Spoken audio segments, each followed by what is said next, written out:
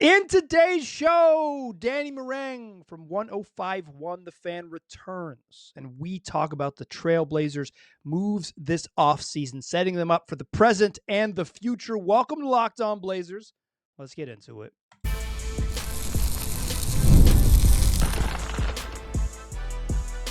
You are Locked On Trailblazers, your daily Portland Trailblazers podcast, part of the Locked On Podcast Network. Your team every day. What's up, world? It's your past first point guard and Trailblazers reporter, Mike Richmond. You listen to another episode of Locked On Blazers, part of the Locked On Podcast Network, available wherever you get podcasts, also on YouTube. Coming at you 3 days a week in August and September. Then we'll be back to our 5 days a week each and every weekday once we hit the middle of September. Returning back on the program. If you missed Monday's show, he was also here, and he's still here now. Danny Marang from 105.1 The Fan here in Portland. Danny, how you doing? Welcome back. Oh, man, it's been a long time. Yeah, it's always good to catch up with you. Yeah, it's good to see you. I noticed not a lot has changed since we last spoke. Nope. What I want to talk about in today's show is the changes this offseason. Let's start in Vegas, where you got an up-close look at Yang Hansen, the Blazers' rookie sensation, or at least damn intriguing youngster. Just really a really fun type of player, if nothing else. Up close, what are your early impressions? I want to talk about sort of all of the other impact stuff, but just like basketball. Yeah. When you first saw him play, what were your basketball impressions of Hansen? So I'm going to take it back just a couple days before, because I did what ended up being 5,000 words, but it was a 7,000 word write-up on the Patreon. And I watched all of his CBA games, all of his U18, all of his 19 games. Shout out to folks at Synergy that hooked me up with all the access to all of the CBA games, so I didn't have to try to scour YouTube to try to find stuff. Not having to go through the minutes that he didn't play was much, much better, because watching CBA is very tough. But watching that, I came away with like, okay, how does this translate? And I talked to the Blazers front office about, some things that they did to kind of understand that translation value ahead of Summer League. And I was like, okay, that's interesting. But despite watching all that film, I tried to go down to Vegas with an open mind and go, let's just see what this looks like. Like, let's see the translation in real life. And the cool thing, you've been at a Summer League. The cool thing about being down there, even with as commercialized as it is now, if you're media, you are right there. The beat media gets to sit on the floor, and so you can hear and see everything 10 feet from you, which is the best thing about being down there, outside of the networking stuff. Is like, you can see everything you see on TV, but when you see it up close and personal, and you see the physicality, and you see all of the things that kind of go along with that, you just kind of, I don't know, you feel it more. And they run that set, the pin down that we saw for so many years with Dame and CJ. And I was like, okay, Ronnie's cooking. And I thought he was going to flash and then go. Instead, he gets the ball and he throws that bounce pass to the back cut. And I was like, oh. And there have been 3 or 4 guys over 6'10" that I've seen pass at Summer League where I went, damn. The last time I did that was Ben Simmons. Now, Ben Simmons, everybody knows now. He was so good. Ben Simmons, Summer League, he had a pass that will live rent-free in my head forever. He drove the right slot, turned, looks like he's going to step out of bounds. His left foot's down on the ground. His body is out of bounds. His right arm is fully extended out of bounds on the baseline. And he fires a pass 75 degrees back into play through like 3 defenders to a guy right in the pocket. He catches it like, oh, shoots it, bricks it. But the pass itself was just like, whoa, there aren't maybe 3 or 4 guys in the entire league that can make that pass. And he's doing it at that size. Which I was at that Summer League, and I remember somebody asked Ben Simmons, like, how did you see that pass? How did you see? It wasn't that one. It was a little dump off. Like he had to a dunk. How did you see it? And he looked at him. He's like, with my eyes. Well, it's like asking Michael Jordan, how did you do that? It's like you either have it or you don't. Yeah, and it's an innate passing skill. He's like, I don't know, like I see it and I do it, and not everyone sees it, not everyone does it, but I see it and I do it. So there is I think passing is an innate skill. It is a thing. Is one of the hardest things to kind of like learn how to do. You either have it or you don't. Yeah. Not that guys can't get better at it, but like if you're a good passer, like a plus high level passer, that usually you have it early, and Hansen had it early. You mentioned that pin down play. So what I really liked about that, that's the first play that we're talking about, the very first offensive possession of Summer League for the Trailblazers. Hansen gets a gets to the top of the key and throws a backdoor pass to City Sissoko for a dunk. But they were setting that up. They kind of pushed in semi-transition to like get to get a little see if they had an opportunity. They didn't. So then they're like setting up their play. And Hansen, he like directs traffic. He's like, no, you go to the top of the key, you go here. He's like, he knew the play, and he's like, a fresh 20-year-old with dealing with, the language barrier stuff. And he in real time is like setting up his teammates. Hey, no, you two, top of the key, like get into it, set the screen, make sure you hit my guy so I can get space. Like he was just the basketball feel is pretty darn fun. The basketball feel is pretty darn fun. The spatial awareness for a big. Yeah, it's a good way to say it. Yeah. I hesitate to say this because I hate putting this on guys. I genuinely. Oh, say it, coward. It's elite. It is. His spatial awareness for a big. Bigs cannot pass in Summer League. If all the times you've been down there, how many bigs have you seen that can pass? Even top draft picks. How many guys can do it? It's I mean, maybe Jokic was really, 7 or 8 really, guys. really good. Yeah, Jokic was really, really good at it, but he's one of the 20 best players of all time. So it's. And the guys from like the Lithuanian national team that like played with Sabonis have said that Jokic is the best passing big they've ever seen. He's maybe the best. He's maybe the best. One of the best passers. Period. The game has ever seen. He's really special. When you threw a 3/4 court out of bounds pass one handed on a rope to Aaron Gordon for a dunk, it's like for an alley-oop. It's like okay, yeah. And again, I'm not saying Hansen's that, but his feel, his spatial awareness, and his ability to measure space and to measure a pass. It's very funny talking to fans of the NBA about why didn't this guy make this pass? It's like, have you ever been on a basketball court with the fringiest fringe NBA guy? Try and throw a pass around them and watch what happens. Just watch what happens. You don't have a chance. The court is small, yeah. And when you've got even in Summer League, you've got guys that are fighting for their lives out there. They don't want to give They you play anything. really hard. They play really hard. It's a little sloppy, but everyone plays really hard in Summer League for sure. They don't want to give you anything. And for him to not only pass 2 guys, but I would say of his passes that were assist opportunities, not even guys, because if they converted his assists, he would have had crazy numbers. The number of times he passed guys open was staggering. I don't think I've ever seen a big other than Jokic do that at Summer League.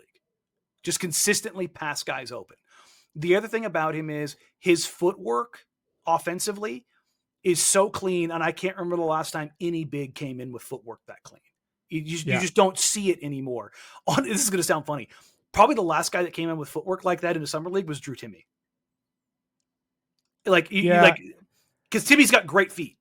Timmy's problem is that he was undersized for a big and just doesn't have the athleticism to like really get it done. But his footwork's incredible.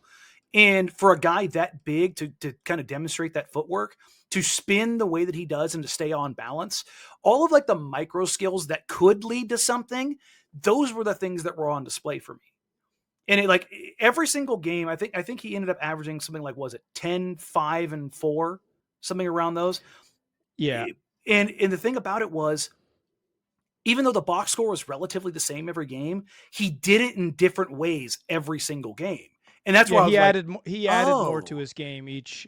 I like that. He added more to it. I noticed that too. And I noted that on the show. It's like it was like the first game, almost no post ups. Okay. Then some post up stuff, then some 3-point shooting, then some pick and roll stuff. Like he added more variety. And I think that some of that is just like the comfort of listen. Okay. Here's what I'm allowed to do. Here's what I'm able to do. He seems pretty darn coachable. I think that's a curious thing I'll probably try to do some sort of show about is like what does coachable mean? The way he's going to have to deal with the language barrier. Although I bet he'll pick up English pretty quickly. He's trying very hard. It matters to him, and the fact that he's not playing in the Asia Cup and he's going to be in America and getting, or at least like he's going to be getting, continue to try to make that sort of transition. Like I bet he'll actually be a decent English speaker by the end of the year. Although I imagine he'll use his translator for as much as he possibly can in all the formal settings. But in terms of like talking to his teammates, I'm sure he will, and talking to Chauncey or whatever, I'm sure he will get better at that. The other thing that stood out to me was off the court. Not just his personality, because he's got juice. Like he's got the it stuff. Yeah, Mike, he was livid after that second game. Like I know it came across a little bit in the post game before those cameras came on. He was very angry. I'll put it that way. Like he was so disappointed with his performance, and I like that. I like that in a guy. I don't want a guy to beat himself up, like and get, move on to the next kind of deal. But be mad that night, be irritated and be hungry. And like, he just kind of had, again, all the micro skills that I look for in young guys. When I first started kind of evaluating draft prospects was 8-9 years ago, like really getting into it.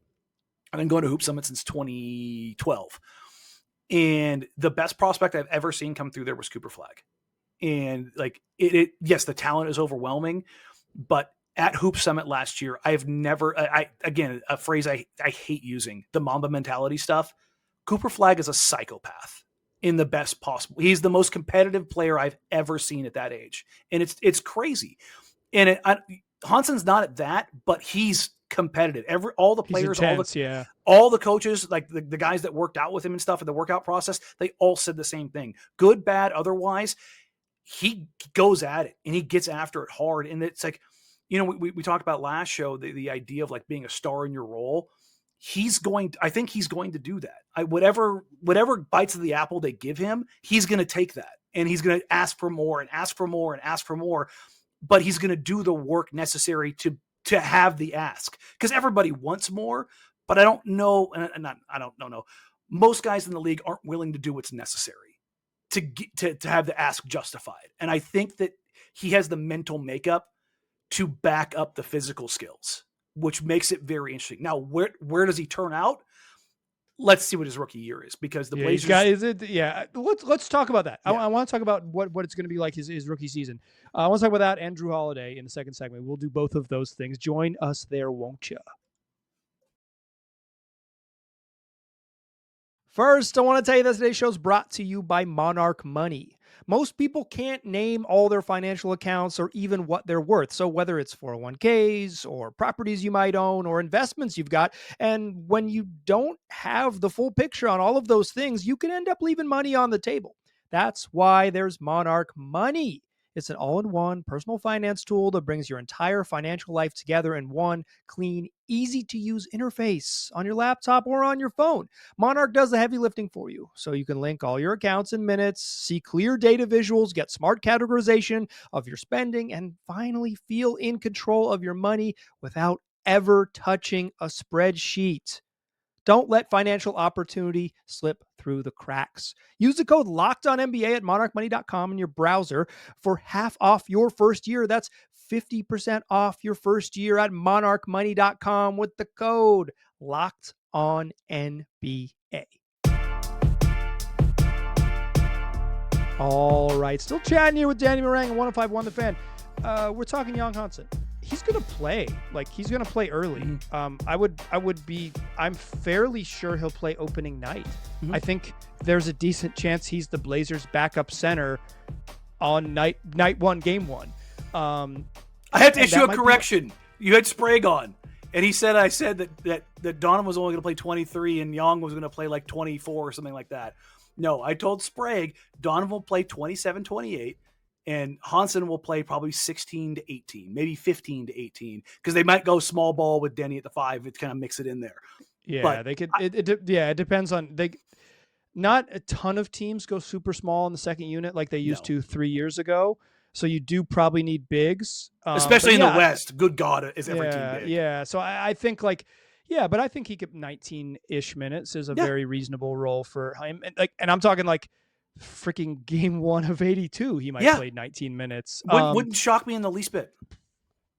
I guess so much of it depends on Rob Williams, but even Rob's such an unknown, and I think like the safe bet now, basically on like what, it's like even last year they're very conservative with Rob's minutes, and it's like he has not been able to play consistently in terms of volume of games and volume of minutes, and it's a bummer. I think Rob is he's a cool guy. Oh, I love Rob. Good God. Yeah. Like I wish he played more. I've told a friend this. It's like, he was like, you said that Rob is cool. And I was like, yeah, he's the best, but you can't really like go talk to a dude who doesn't play. Like that's not how journalism kind of works in my world. I can't be like, hey man, you got thoughts on the game? It's like, that's not the quote that you need it's not an appropriate use of your locker room access. You can talk to him, but that's not your lead interview. Yeah. It's not even, you probably shouldn't even make the story, to be quite honest, but it is what it is. Even if Rob were to be used in a similar role as last year, he's not playing 20 plus minutes. He'll have scheduled rest days. He's not going to play back-to-backs. So, right. So it's like, even if you assume he plays a very similar role to last year, and I would imagine he'll be more conservative and he'll play even less, there's minutes for Hansen. What do you anticipate him being as a rookie in the league? Because let me say this. Let me set you up with this with some thoughts here. I thought his own individual offense was pretty dicey. Like, how's he going to score? I kind of felt like he started shooting threes because they didn't have no twos. It's like, he's like, well, those are hard. Like, I can't, if I go in there, I can't score. So he started shooting threes. And one of those games, he made a bunch of them. It was fun. You'd love to see it. But like, I thought his post footwork, which really stands out in the CBA, where it's like, damn, look at those feet. He just couldn't get to that. So I do think he's going to struggle there, and I think he's going to struggle moving laterally on defense a little bit. I think those both things are real. But I think he's going to play. What kind of player do you think he'll be as a rookie? Like, what do you see for him, with the obvious caveats that young players struggle? I want to sit down and kind of do the minutes and kind of how things shake out on the box score stuff. But I think you and I kind of see it similarly with the post-game stuff, with one caveat. Summer league, it's almost impossible for bigs to go to work because there's no spacing, because nobody can shoot in summer league. And I think talking to a few scouts after a couple of games, like what they thought of him offensively, and they're like, look, his biggest problem is that he doesn't know the style of the NBA. And in the NBA in the early 2000s, you could put the ball down on the ground 4 times. You can't do that now. Like, there was a couple times where he waited. Spin. Yeah. Yeah. It's like, well, yeah. But you get 2 dribbles. Once you catch the ball on the block and you put the ball down, you get 2 dribbles. If you haven't passed or shot, somebody's coming. You're especially if everybody talks about how he needs to get stronger. That kid has got calves like Yao. He has got tree trunks for legs. His strength is not lacking on the offensive end. I think he needs to learn how to use his body better defensively, but offensively, he can move guys. But I don't know if it was funny. His first practice, through his translator, he said the NBA is more civilized. He's used to the CBA where guys are hooking guys and punching the kidneys and doing all that stuff. I think it caught him off guard, especially early on, that he had some time and some space, so he took it. But the problem is that it evaporated very quickly. I think he needs to learn the style of the NBA. And then, do I think he's going to be post up like Joel Embiid? No. But do I think he's going to get a couple post ups a night? Yeah, I could see it. I could see him getting two post ups a night, which doesn't sound like a lot, but that actually is. Like, I will hammer the under on 2 direct. You think so? Yeah. Well, here's the thing. I think he gets 1 low post opportunity, and I think he gets 1 high post opportunity where he has an option play. I think that's sure. That's yeah. I think he's gonna, the way they used him in summer league, where he was operating up top. I don't like to do too much basketball stuff, but in the delay action, delay series. But yeah, that where he's handling at the top of the key. I think that's where he'll operate. For me, I am worried about his strength. Like, I saw him post up my guy Armando Bacot, and he couldn't move him. And Armando Bacot, if nothing else, is strong as hell. Lost about 40 pounds though. Yeah, he's slight. There was a story in the Commercial Appeal that was like, Armando Bacot is shooting 3-pointers in the G League. Here's why. here's why. My man needs a job. Yeah. But it's the other skills. Mondo is strong. Like Armando Bacot is NBA strong, but like that was a fairly meaningful test to me. I'm not an NBA scout, but to me, I was like, yeah, he's having trouble just getting middle against Bacot. Like he can't get his shoulder where he wants to go on that first move to get set up his feet. So yeah, I'm a little dicey on that. And why I'm hitting the under on 2 post ups is because the Blazers offense just doesn't. They basically got rid of post ups last year. They got rid of everything in between. They got rid of it affected pretty much all their scores last year. Everyone not named. Yeah, I mean, Shaden and Jeremy all were like, this is not working for the first 3 months of the season. So yeah, well, I mean, it's like if they say, hey, Jeremy, we got to cut down on your post up diet, they're not going to be like, but my man Hansen here, you can put. It's like it's just I don't see that as part of their arsenal. So it's more about the style than about him. I agree, and I think that's why I said I caveat that with like, if he gets the second one, it's more of it's an option play. But I think they're going to let him try to get a back to the basket because he does. This is the thing about passers; they want to create. Like throwing him into the post is a fulcrum. It's unlike throwing you it invert in the post where the ball is gone. Yeah, yes, and I think throwing it into him in the post is a way to work off of him. I agree with that. I would agree with that basketball wise for sure. Because for the Blazers this year, if they have anybody that takes more than 5.5 threes a game, it'll be a surprise. But no way, Tobias can take 6. Maybe I hope so. But no, he's gonna book it. All right, I like it. He took 5.5 last year. He's going to take more. Here's the thing: is they aren't going to have anybody who takes said more than 5.5, 6 threes a game, but they could have like 6 guys who take 5. And I think a way that you can do that is by inverting the offense, because Scoot Henderson could come out in the first 4 months of the season and shoot 40% from 3, and he is still going to get undered to death. Right. They are just not going the to volume would have that. to get, he'd have to take like 8 a game for them and that's the thing. Really worry. But what can you do? Here's the thing. Hansen is not a great screener in the Steven Adams, Yusuf Nurkic school of screening. He is he got called for a million illegal screens down there, and he could have been called for a million more, but that's the dark arts. He has got the butt slide. Oops, I opened my hips up too far for you. I guess you have to go around. He does that really, really well.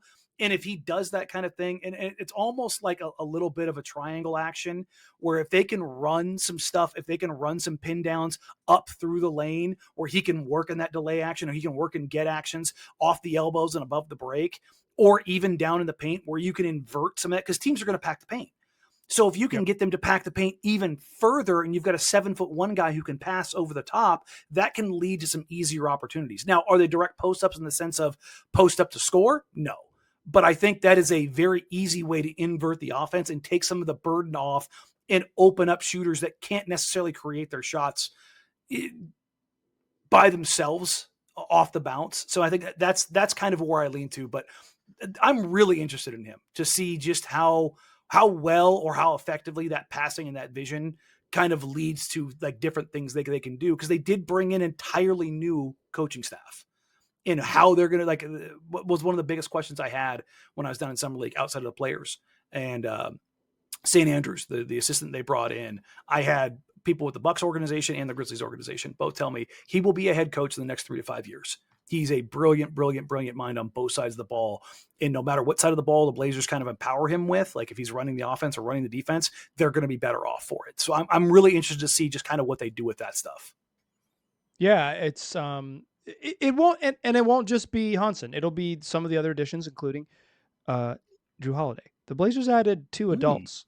One of whom's going to play, the other one who's going to watch. Let's talk a little bit about Jrue and a little bit about Dame to close the show. Join us there, won't ya? Still a pass, first point guard. I'm still Mike Richmond. Still chatting here with Danny Marang of 105.1 The Fan in Portland. We talked at length about the Blazers' biggest, literally largest offseason acquisition. But the first one that they made was a pretty surprising trade. Anthony Simons gone. I don't think it was a big shocker to me that Anthony Simons got traded necessarily, but I think it was surprising that what they prioritized maybe when you like really unpack it, it should never be, because Joe Cronin hates draft picks. He says draft picks don't dribble. I'm gonna need if that draft pick could dribble, maybe I'd trade for it. But I need someone who could dribble. And so they got Jrue Holiday. What did you make of the Jrue Holiday trade? Well, I can tell you one person who was surprised by the trade: Anthony Simons. He did not. I believe that. He did not see that coming. I said multiple times in the weeks leading up that I would be more surprised if he was traded than if he was re-signed or extended, because that seemed to be the way things were probably headed.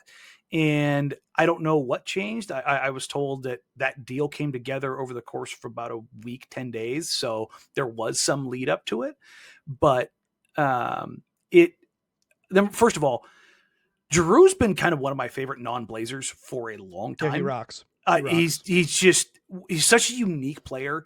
The first thing I quote unquote ever wrote professionally was Dame's rookie year at Blazers Edge. And it was about, I think it was game 5 of Dame's rookie season. And he was playing Jrue Holiday with the 76ers. And I wanted to see how well rookie Damian Lillard stood up against this young defensive-minded prospect in Jrue Holiday. And I thought it was going to be a really, really, really good measuring stick. And we come to find out, Chris Paul was the boogeyman for Dame in the first couple of years. And then after Chris Paul kind of aged out of his prime, Jrue took that mantle and ran with it. There was nobody in his prime. And Dame will tell you flat out, nobody bothered him more than Jrue. Jrue was he was Dame kryptonite. Every player, with the exception of like maybe Braun, but even then was it Delhi or not Delhi, but no, it was. And Dallas, who could really bother him the most? JJ Barea, you mean? I'm sorry, Barea, not Delhi. Delhi in Cleveland. There's always somebody always has a foil. And that was Jrue. Now Jrue was an all-timer defensively. He's probably the best guard defender of this generation of NBA players. Yeah. He is a guy that his game isn't going to change. I don't care how much athleticism he loses. His IQ and his mind is just so far and above so many other guards. His athleticism can fade for a long time and he can still be productive, because you don't beat him by being quicker. You beat him by tricking him. And but he's going to have to guard. He'll have to guard threes and not ones like that. Yeah. He's going to guard twos and threes. I think you and I are probably in lockstep that the starting lineup will be Scoot and Jrue, and like Drew's going to guard. That's my current guess. Yeah. Yes. And I think Drew's strong as a truck. I mean there's no, like, you're not going to bully him unless you were like one of them ones kind of a deal. He's not a guy that gets punked. But money aside, because I talked to the front office about this after the trade, and the thing that they emphasized over and over again was this wasn't a deal to, first of all, we aren't moving him. We got him to get him. And everybody was like, oh no, they're going to flip him. They're going to flip him. And they were adamant, like, no, we're not going to flip him. Also, that's just not their MO. The guys they've traded for are guys they want. Like, look at what look at their track record. When they traded Dame originally, they didn't want to get rid of Jrue. Like but they were like, with where his extension was at. Yeah. But there was multiple teams. It wasn't just Boston. It was Boston, LA, and Utah were all interested in Jrue.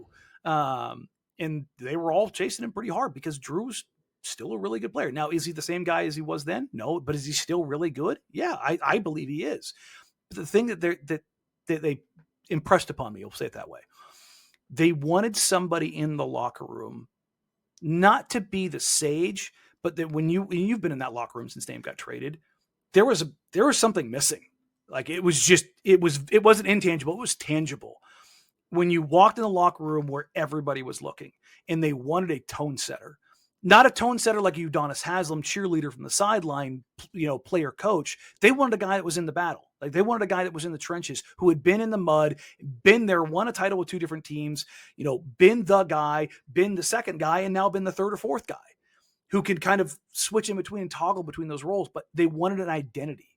And when they started really getting after defensively, I'm like, all right, let's see how long this lasts. Right. It's like, it's one thing to do it for a month, 2 months, but then it was like, oh no, they're really buying into this. So why not add a guy who has lived that his entire career and is unquestionable? Like, do you think Jrue's a Hall of Famer?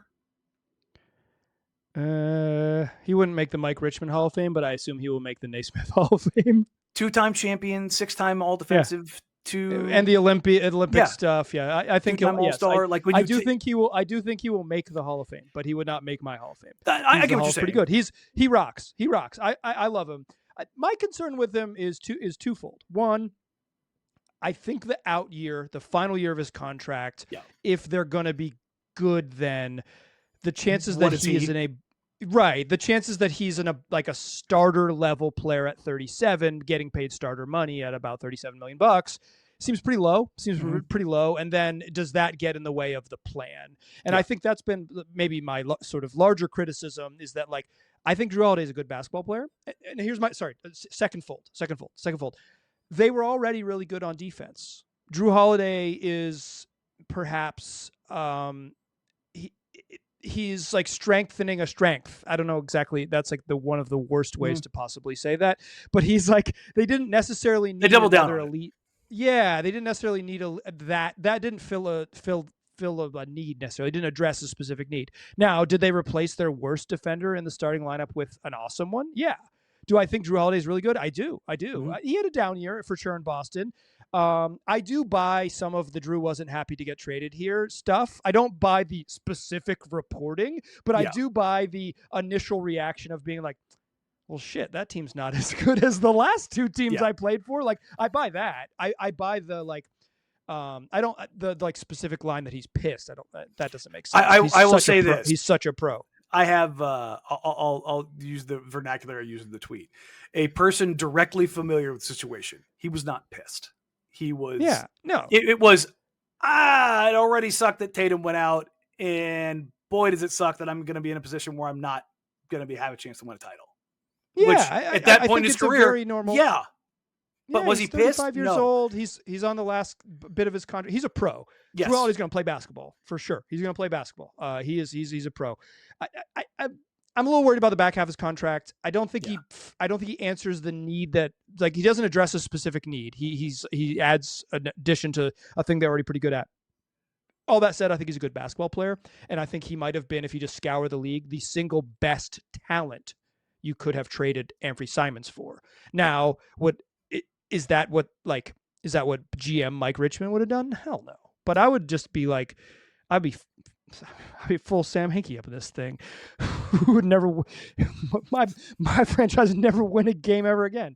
I get fired. They bring in Brian Colangelo to get me out of there because I'd be stockpiling so many assets and never work. You need bigger shirt collars, man. I just wouldn't go until it was time to go. But that's not how they view it. And I'm resigned to the fact that my vision and their vision, we're just looking at different parts of the horizon. That's fine. Differently aligned.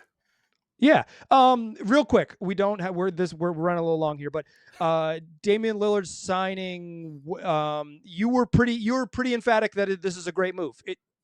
Tell me why it's a great move. Look, selfishly, and you know what it's like to have Dame around. It's just better. Sure. It's just better. And, I talked to him for a few minutes after the press conference, and okay, but not from Danny Marang, not why it's better for you. Why is this a good move for the Portland Trail Blazers basketball team? I think in the long run, it can be better because where the Jrue stuff didn't answer some things, and it's a risk. But if Dame is the baseline, I've kind of set for this is 70%. Now Dame believes he's going to be back. He thinks he's going to be. You know how he is, and he's going to work like he needs to work in order to have that possibility. There's no doubt about that. Yeah. Oh yeah. If he comes back and he's a 23 a game scorer that strikes the fear of God into people, that is what they need. They need a scorer that's like for everybody knows. Yes, I'm an Ant guy. Yes, I love him as a person. But the thing I always said about Ant, Chauncey Billups said about it, Joe Cronin said about it. God, how many visiting coaches I talked to about it. Their number one game plan coming into anything when Anfernee Simons was on the floor for the Portland Trail Blazers the last 2 years was don't let him get going.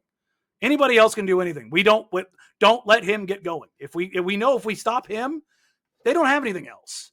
And that's why I was always they have to have Ant out on the floor, no matter what the defense is, because he bends a defense way that nobody else on this team can do it. And if Dame comes back and he's better than the 70%, now you've got the team that he wanted to have forever. a bunch of defensive-minded, big, physical, mobile wings that can cover up his deficiencies while letting him cook. And like, if you have one guy that's that, you're fine. I think you can do that in the NBA. Is it difficult? Yes. But we know that the roster building in Portland is always going to be difficult. So if he can be 23, 6-4, yeah, now you get into that. Are you in the upper echelon? No, but you're paying him $14 million and even less in year 2. I think they're playing him like 12.2. It actually goes down on an MLE. The way they work. It might be like 13, but it's like he gets like an 8% drop or something. Yeah, or whatever it is. They worked it to give themselves a little bit of room in that. Which Dame got everything damn near except for that. I found that interesting that it did give them like $3 million more to work with next year. I was like, oh, that's interesting. Just kind of one of those things that I filed away. Yeah, because you get it could be at 5% raises or whatever. Instead of going up from 14.1, it goes down and then it goes back up again. Yeah. So and I would assume, knowing Joe Cronin as I do, that's a very specific number. That's a specific number. I also think it might be, and I haven't done the math, but it's probably the lowest legal dip you can have in a salary. So he didn't take everything. He did get the no trade clause. He's like, yes. You're not doing this again. Yeah, sure. I need my respect. I think my concern with Dame is similar to my concern with Jrue. And I mentioned this earlier. It's like it seems to shrink the window a little bit. Like, because even if Dame is really good, even if he's Damian Lillard, right? He's 36 years old. Like even without the injury, the time element is real. Age is real. As me and you were talking before the show, we're two gentlemen getting older every day.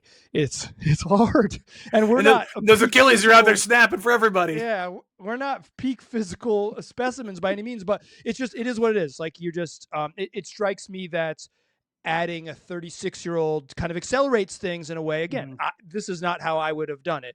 But as like a fan, is it more fun to root for Damian Lillard in a Blazers jersey? Yeah, there's no argument against that whatsoever. Anyone trying to sell otherwise is foolish. So yeah, I agree with that. My concern is just like, it does seem like a lot of this is like, how good can you be in the 26-27 season? And it's like, why is that the emphasis? Like, why is that all of a sudden the sort of target? So I think that's my concern. Not that it definitely, I'm not like saying, oh, it makes no sense. It's just like the timeline to me, and I feel like this has been my beef with the sort of Cronin era all the time. I don't understand the timeline.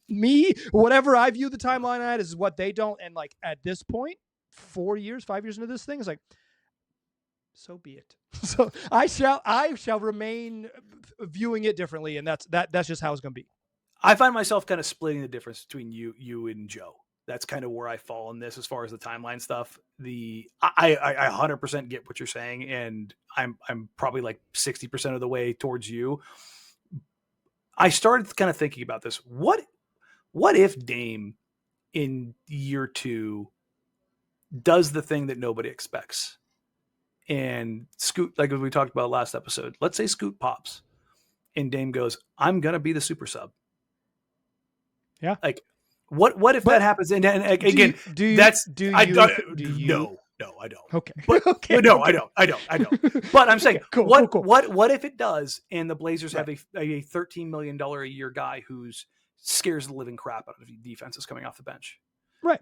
And it's like, all of a sudden, then you're like, well, okay. Like, I do agree that if everyone's good, the downside is really limited, right? Because if Scoot is a hooper, right? If Scoot is an above average NBA starter or more, Scoot's averaging, 19-7 or 19-8 and doing the thing, and then not turning the ball over and being competent enough and competitive. Yeah. It's like, if he plays and Jrue Holiday can guard all 2s and 3s still at age 36 because he's just a genius and he's one of the great defenders of his time, and Shaedon Sharpe figures out the shooting, it's like, that won't be a problem. I just think there's a lot of middle paths where it's like, well, this young player's pretty good, and this old player's he's pretty good, and he has the cachet, and you're like, then it gets messy. I think there's some middle paths, and if the other way, like, and as we run along here, if Scoot sucks, or Shaden, but like Yeah. I think specifically because of the point guard stuff. If Scoot Yes. sucks, it doesn't matter. It doesn't matter. Like, it doesn't matter that you signed Damian Lillard because Scoot not being good, it was going to sink the ship regardless. And now you have at least another contingency that is not a big financial commitment. I don't think the polls, like either end of the polls, are that big of a deal. But I do think there's like the most likely median outcomes for almost all four combination of guards. Although like Jrue Holiday is like he's more wingy. He just happens to be 6'2", but he's wingy. Like for the three guards, the two youngsters and Dame, it's like the median outcomes seem to get murkier to me. But feels like we've been here before. Boy, does it. Boy, does it.